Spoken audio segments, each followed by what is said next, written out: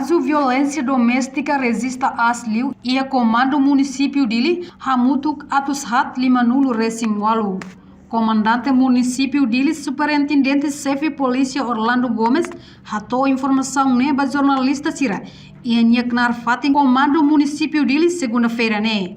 Orlando Haktuir, caso violência doméstica e a município dele resista asliu compara o caso Sirecelo. No Russi número ne submete ona para Ministério Público hamutuk atusat sanulo resinhito enquanto o caso nebe ia ela processo de investigação comando município de Linhang hamutuk tolunulo resinheng. Caso com violação doméstica nebe maka astebe si haitane município dele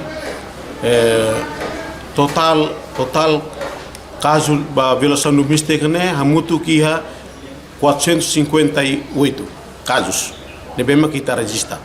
Agora ita registra ona ita haruko na baia Ministério Público hamutu 417 nema kita apresenta na baia Ministério Público e se ativo ela e a investigação ka se hala processo ela e a investigação comando município dele hamutu 36 casos ser nebema arquivo na Ministério Público também tá tendo kata caso violação doméstica né ninia natureza né crime público também maka arquivamento serne ia Ministério Público ne hamutu caso ida ne makion Ministério Público e íamos queixa falso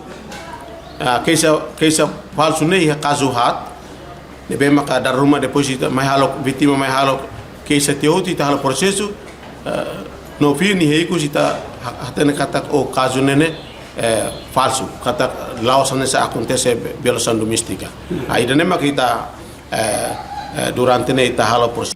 No comando de Limos, se prepara a equipa ida, deve ser tumba halo socialização, quando o assunto violência doméstica. Reportagem Febriana dos Santos, Melania Conceição, Televisão Timor Post.